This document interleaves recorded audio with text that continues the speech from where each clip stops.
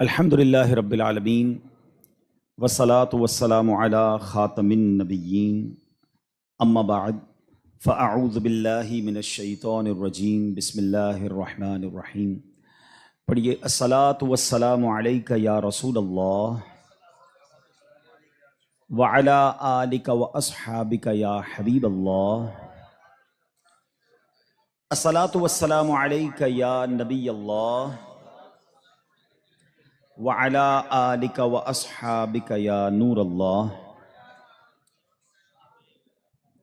درود پاک پڑھنے کے بے شمار فضائل و برکات ہیں۔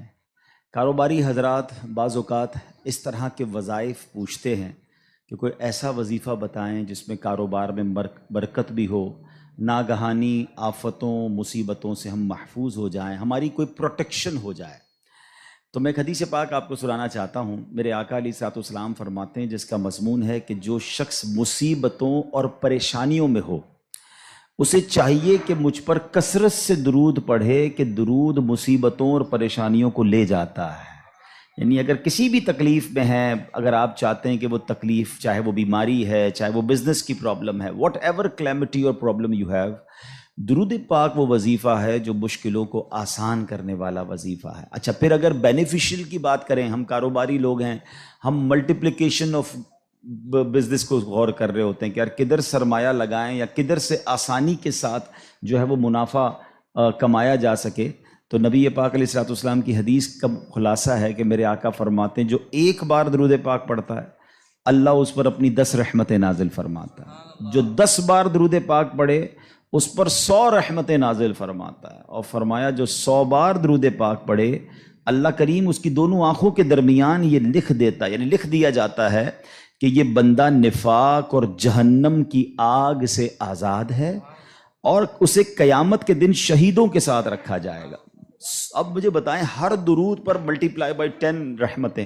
اب میں اگر گھر سے نکلتا ہوں، فیکٹری پہ جا رہا ہوں، آفس پہ جا رہا ہوں، اور درود پاک پڑھ کے جا رہا ہوں اور پڑھتا ہوا جا رہا ہوں، تو پروٹیکشن کتنی خوبصورت ہے کہ مجھ پر ہر وقت رحمتیں برس رہی ہیں۔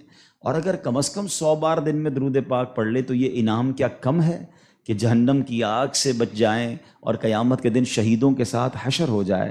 تو اللہ مجھے بھی آپ کو بھی فضول کاموں سے بچ کر کثرت سے درود پاک پڑھنے کی توفیق عطا فرمائے۔ آئیے محبت سے درود پاک پڑھ لیں۔ صلو علی الحبیب صلی اللہ تعالی علی محمد صلی اللہ علیہ وسلم۔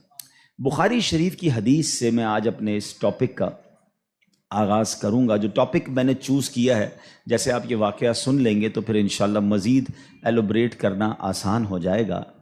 اور یہ واقعہ ہے حضرت معرور بن سوید رحمۃ اللہ تعالی علیہ۔ کہتے ہیں ایک مرتبہ مجھے صحابی رسول حضرت ابو ذر غفاری رحمۃ اللہ تعالی علیہ رضی اللہ تعالیٰ عنہ کی زیارت ہوئی، اور میں نے دیکھا کہ آپ کے ساتھ آپ کا ایک غلام ہے، مگر دونوں نے بڑا یونیک لباس پہنا ہے۔ یعنی لباس یہ تھا کہ 2 چادریں پہنتے تھے اس زمانے میں لوگ، جیسے ہم احرام پہنتے، نارملی یہ نارمل لباس بھی ہوتا تھا لوگوں کا۔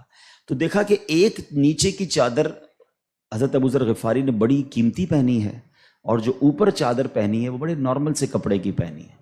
مگر آپ کے ساتھ جو آپ کا غلام تھا ایگزیکٹلی اس نے بھی ایسا ہی لباس پہنا کہ ایک چادر بڑی قیمتی، ایک چادر بڑی نارمل۔ تو وہ کہتے ہیں، میں نے کہا حضرت یہ آپ کیسا دونوں لباس پہن کے گھوم رہے ہیں؟ آپ آقا ہیں، آپ دونوں چادریں قیمتی پہن لیتے، غلام دونوں نارمل سی چادریں پہن لیتا۔ غلام اور آقا میں فرق بھی ہو جاتا اور پراپرلی ڈریسڈ اپ بھی ہو جاتے آپ۔ پیسے تو آپ نہیں لگائے نا، مطلب خریدا تو آپ نے۔ تو یہ کیسا طریقہ ہے کہ ایک چادر نارمل اور ایک چادر قیمتی؟ تو حضرت ابو ذر غفاری رضی اللہ تعالیٰ نے جو جواب دیا، that is actually my topic of today's speech۔ وہ کہتے ہیں کہ بات یہ ہے کہ جب میں نیا نیا اسلام لایا تھا، اب یہ جو واقعہ میں سنانے جا رہا ہوں نا، اگر اس کو پراپرلی سنے تو رونگٹے کھڑے کر دیتا ہے۔ وہ کہتے ہیں کہ میرے ساتھ معاملہ جو تھا وہ ایک غلام سے میری بحث ہو گئی، جو غلامی سے تو آزاد ہو گئے تھے، مگر وہ ایکچولی ہی belongs to the Ghulam family, کیونکہ وہ آزاد ہوئے تھے، حبشی تھے، افریقن تھے، اور وہ کوئی اور نہیں، وہ حضرت بلال حبشی تھے۔ وہ کہتے کہ میری کسی بات پہ بحث ہو گئی، میں بھی نیا نیا مسلمان ہوا تھا، ظاہر ہے صحابہ کرام بھی ایک پوری تربیت کے دور سے گزرے ہیں نا۔ تو کہتے بحث ہوئی تو میری زبان سے نکل گیا کہ اے کالی ماں کے بیٹے، میں نے حضرت بلال کو یہ کہہ دیا، حضرت بلال حبشی بہت دل برداشتہ ہوئے، نبی پاک علیہ السلام کی بارگاہ میں چلے گئے، کہتے یا رسول اللہ ابو ذر غفاری نے مجھے ایسا کہا ہے۔ اب نبی پاک علیہ السلام اس میں بہت زیادہ، جس کو کہتے ہیں نا کہ پیارے آقا کے چہرے کا رنگ متغیر ہوا، آپ نے فیل کیا اور آپ نے فرمایا یا ابا ذر انک امرؤ فیک جاہلیہ، اے ابو ذر تمہارے اندر اب بھی جاہلیت والا اثر باقی ہے۔ اب آگے نبی پاک نے جو فرمایا ذرا غور سے سنیے گا، یہ ہم سب کے لیے بڑے سنہرے الفاظ ہیں۔ فرمایا جو تمہارے خادم یا غلام ہیں یہ تمہارے بھائی ہیں، اللہ پاک نے انہیں تمہارے ماتحت کر دیا ہے، پس جو کوئی کسی بھائی کا ماتحت ہو اسے چاہیے جو خود کھاتا ہے وہ اپنے ماتحت کو کھلائے، جو خود پہنتا ہے وہی ماتحت کو پہنائے۔ اب وہ اس کے بعد ہوا کیا؟ حضرت ابو ذر دیکھیں، اس مسٹیک ہونا اور ہے، اور اس مسٹیک کی بھرپائی کرنا، اس کو ریئلائز کرنا، اس تربیت کو اپنے اندر امپلیمنٹ کرنا کیا تھا۔ حضرت ابو ذر غفاری نے یہ سنا تو حضرت بلال کے پاس جاتے ہیں، کہتے ہیں اے بلال مجھے معاف کر دو، اے بلال مجھ سے غلطی ہو گئی۔ نہیں جناب، اس پر صبر نہیں آیا آپ کو، آپ نے اپنے رخسار جو ہے اپنا گال زمین پہ رکھا، کہا بلال اس وقت تک مجھے چین نہیں آئے گا جب تم اپنا پیر میرے دوسرے گال پہ نہ رکھو۔ اللہ اکبر۔ حضرت بلال کہتے ہیں حضور میں نے معاف کر دیا، میں یہ کیسے کر سکتا ہوں، آپ اتنی بڑی ہستی ہیں کہ میں اپنا پیر آپ کے گال پر کیسے رکھوں۔ حضرت ابو ذر کو چین نہ آیا اور آپ نے حضرت بلال کے پیر کو اٹھا کر اپنے گال پر رکھا، یعنی معافی بھی مانگی تو تاریخ کی کیسی معافی مانگی۔ اور اس کے بعد کہتے ہیں بس اس کے بعد میں نے سوچ لیا کہ اپنے ہر غلام کے ساتھ، اپنے ہر ماتحت کے ساتھ میں نے یکساں سلوک کرنا ہے، جیسا میں نے لباس پہنا ہے ویسا میں نے اسے لباس پہنایا ہے۔ اب try to understand the difference between those times, اس وقت اور آج کے وقت میں فرق ذرا سمجھیے گا۔ اس زمانے میں غلام ہوتے تھے، غلام باقاعدہ خریدے جاتے تھے، جیسے آپ کی گاڑی ہے، جیسے آپ کی موٹر سائیکل، جیسے آپ کی اور چیزیں جس کے اونر آپ ہیں۔ اس زمانے میں غلام ایکچولی اونرشپ پر ملتے تھے، اب آپ اس کے آقا ہوتے تھے، مگر جو کسی کا آقا ہو اس کی تربیت ایسی کی جا رہی ہے تو مجھے بتائیے آج کا ملازم ہمارا غلام تو نہیں ہے نا؟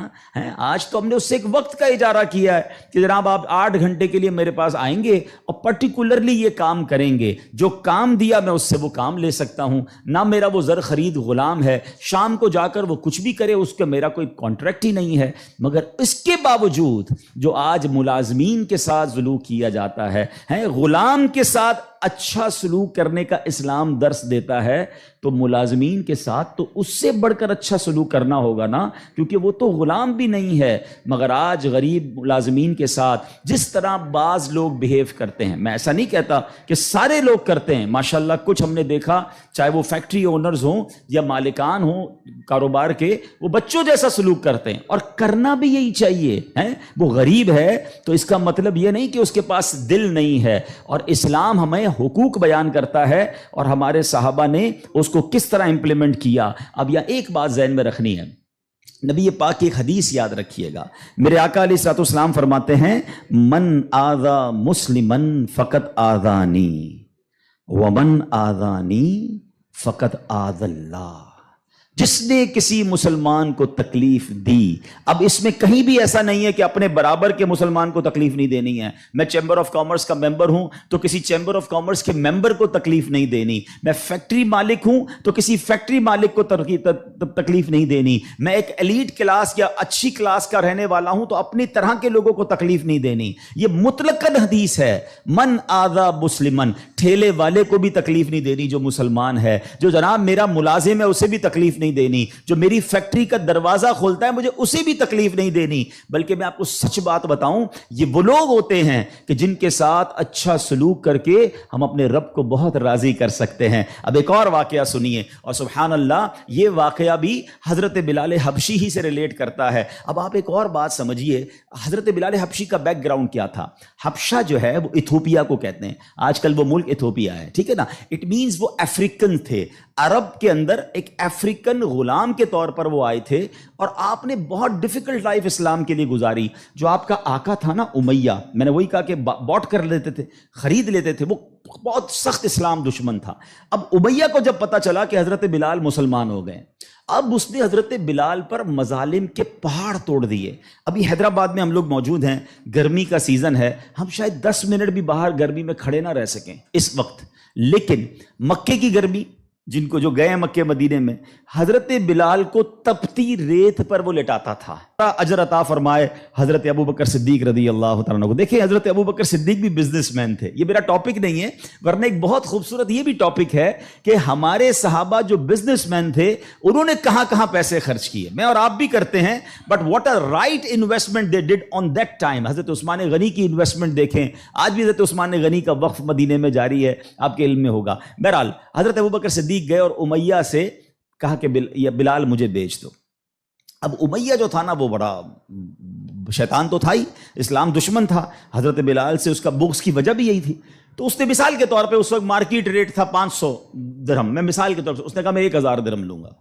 آپ نے کہا ٹھیک ہے. حضرت ابو بکر کہتے ہیں کہ نہیں اب 2000 لوں گا. سودا ڈن ہونے کے بعد کہتا ہے اب 2000 لوں گا. آپ نے کہا اوکے. کہا 3000 لوں گا. آپ نے کہا اوکے. وہ قیمت بڑھاتا گیا, حضرت ابو بکر صدیق اوکے کرتے گئے. اب ایک پرٹیکولر بڑی بگ اماؤنٹ پر حضرت بلال کی ڈیل ہو گئی.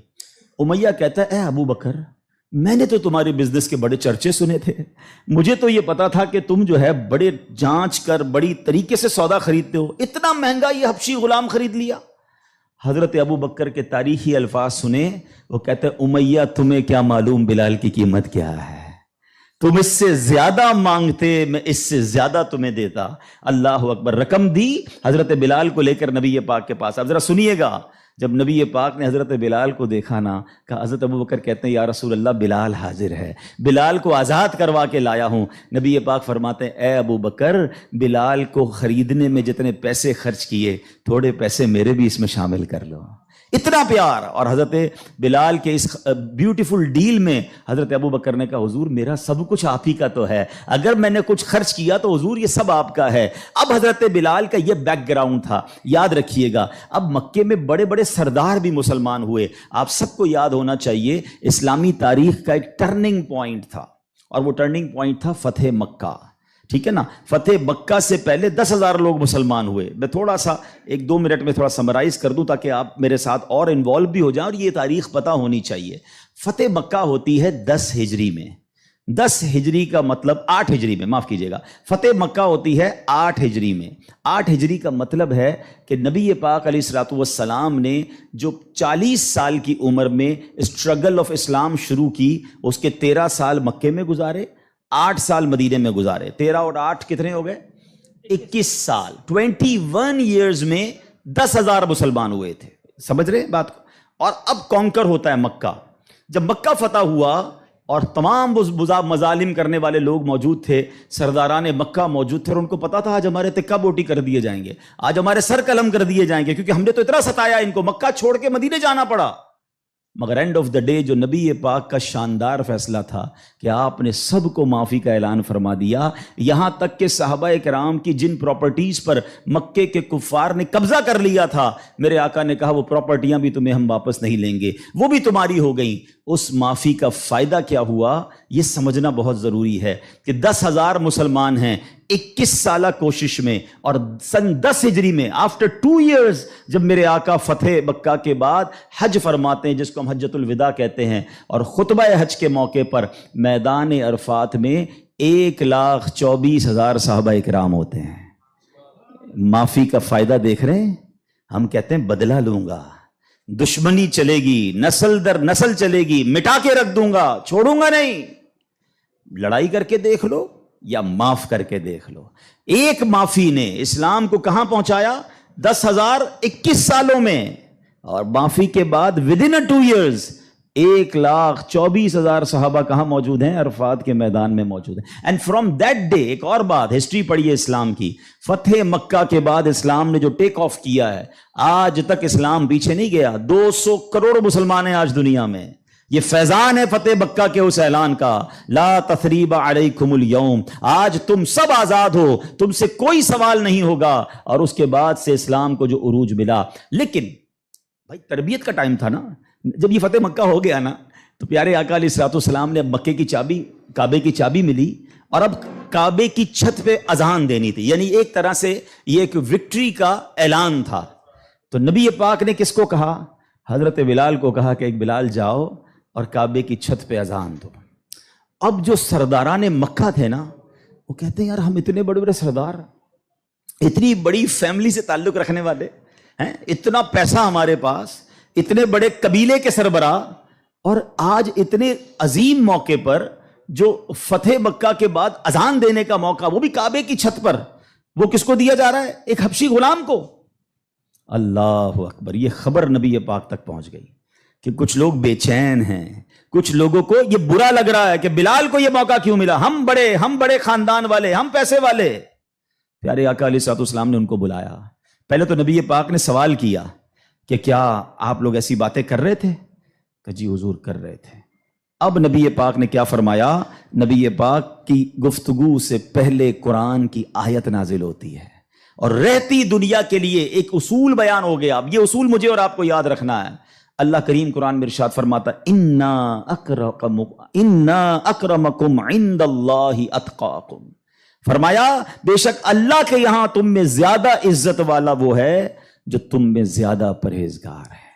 یہ وہ فارمولہ ہے جو مجھے یاد رکھنا ہے۔ پیسے والا زیادہ عزت والا نہیں ہے، جناب میں فلاں چیمبر کا صدر تو وزیر نائب صدر تو فلاں علاقے کا ہیڈ تو جناب قومی اسمبلی کا ممبر تو منسٹر یا جناب مل اونر، نہیں، فلاں خاندان میرے سر نیم میں یہ نیم لگتا ہے جس کی وجہ سے میرا بہت بڑا خاندان ہے۔ قرآن نے فیصلہ کر دیا ہے ان اکرمکم عند اللہ اتقاکم، اللہ کے نزدیک عزت والا وہ ہے جو زیادہ پرہیزگار ہے۔ وہ میرا ملازم بھی ہو سکتا ہے، وہ میرا خان سما بھی ہو سکتا ہے، وہ میرا غریب رشتہ دار بھی ہو سکتا ہے، وہ باہر ٹھیلا لگانے والا بھی ہو سکتا ہے۔ اگر وہ اللہ کی بارگاہ میں پرہیزگار ہے، وہ سب سے زیادہ، ہم سب سے زیادہ عزت والا ہے۔ اور یہی اسلام کا حسن ہے۔ اچھا مزے کی بات یہ ہے، ایک طرف تو یہ حسن ہم پریکٹیکلی بھی پریکٹس کرتے ہیں۔ مثال کے طور پہ بعض اوقات آفس میں نماز کا ٹائم ہو گیا اور ہمارے کسی ملازم میں کوئی باشرہ ہے یا حافظ صاحب ہے یا اچھا تلاوت کرنے والا ہے، ہم اس کو کہتے ہیں حضرت آپ نماز پڑھا دیں۔ بالکل اچھی بات، یہ تو اعلان ہے نا کہ بھائی آپ سیٹ ہیں، آپ پیچھے ہیں، اور امامت کون کر رہا ہے؟ ایک نارمل سا انسان ہے، لیکن وہ عبادت گزار ہے، اس کو قرآن آتا ہے، مگر صرف نماز کی حد تک۔ امام صاحب نے نماز پڑھا دی، پھر جا کر اس سے وہی انداز اختیار کرنا ہے جو عام ملازمین سے کرنا ہے؟ نہیں، یہ فارمولہ ہمیں اسلام سکھا رہا ہے۔ تو یہاں میرا جو آج ٹاپک ہے کہ سیٹ اور ملازم میں فرق، یہ ہمیں نہیں کرنا ہے۔ ٹھیک ہے، کاروبار ہے، آپ اس سے کام لیں، آپ اس سے اجرت پر کام لے رہے ہیں، مگر آپ نے اسے خریدا نہیں ہے، اور اگر خرید بھی لیا ہے تو اس کے اوپر زیادتی کی اجازت نہیں ہے۔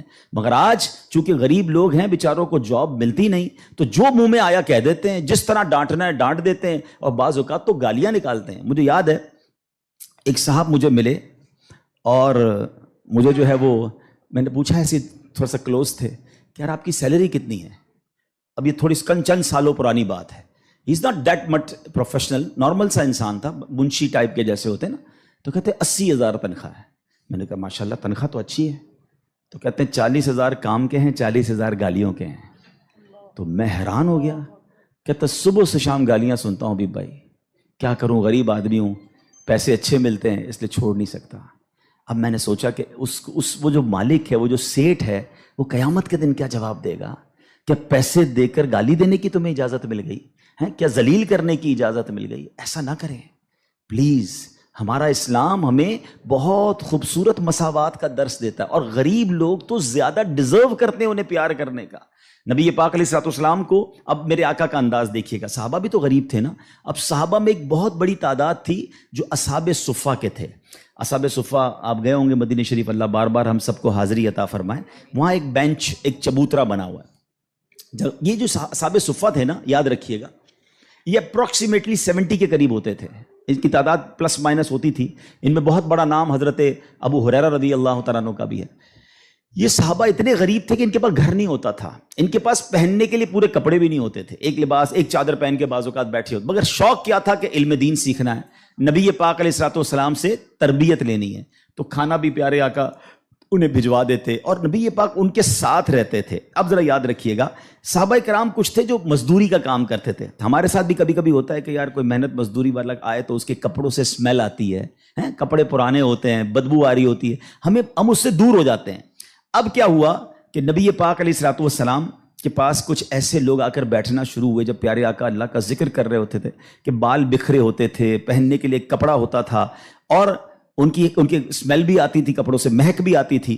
تو نبی پاک علیہ الصلوۃ والسلام نے فرمایا الحمدللہ الذی جعل فی امتی من امری ان اصبر نفسی معہم، سب تعریف اللہ پاک کے لیے ہیں جس نے میری امت میں ایسے لوگ پیدا فرمائے جن کے ساتھ اپنی جان مانوس رکھنے کا مجھے حکم دیا گیا ہے. اور یہ حکم اللہ نے قرآن مجید فرقان حمید میں دیا، وَاصْبِرْ نَفْسَكَ مَعَ الَّذِينَ يَدْعُونَ رَبَّهُمْ بِالْغَدَاةِ وَالْعَشِيِّ يُرِيدُونَ وَجْهَهُ، اور اپنی جان کو ان لوگوں کے ساتھ مانوس رکھ جو صبح و شام اپنے رب کو پکارتے ہیں، اس کی رضا چاہتے ہیں، غریب ہیں مگر نیک ہیں، اللہ کی رضا چاہتے ہیں، ذکر الہی کرتے ہیں. آقا فرماتے نبی پاک ان مزدوروں کے ساتھ بیٹھ جایا کرتے تھے. اور آج بعض اوقات ہم اپنے ساتھ ایسے لوگوں کو بٹھانا پسند نہیں کرتے، بہت معذرت کے ساتھ. یہ تکبر کی نشانی ہے. تکبر کہتے ہی تو اسی کو ہے نا کہ اپنے سے کسی کو ذلیل سمجھنا. اور try to understand the severity of proud. یہ جو تکبر ہے نا، یہ اتنا خطرناک گناہ ہے کہ سب سے پہلے تو یہ سمجھیے کہ کائنات میں سب سے پہلا گناہ کیا ہوا تھا؟ تکبر ہوا تھا اور حسد ہوا تھا. یہ اتنے پرانے گناہ شیطان نے کیا تھا. شیطان کوئی پہلے سے ہی اللہ کا نافرمان نہیں تھا. 40,000 سال اس نے عبادت کی، جنت کا خزانچی تھا، فرشتوں کا استاد تھا، معلم الملکوت تھا. once in a lifetime he did proud. ایک بار تکبر کیا، حضرت آدم کو سجدہ کرنے سے انکار کیا نا. جملہ کیا تھا اس کا؟ قرآن میں موجود ہے نا، انا خیر من، اے اللہ میں اس سے بہتر ہوں. خلقتنی من نار وخلقتہ من طین، تو نے مجھے آگ سے بنایا اور اس کو مٹی سے بنایا، میں تو اس سے بہتر ہوں. Actually this is the definition of تکبر. یہی تعریف ہے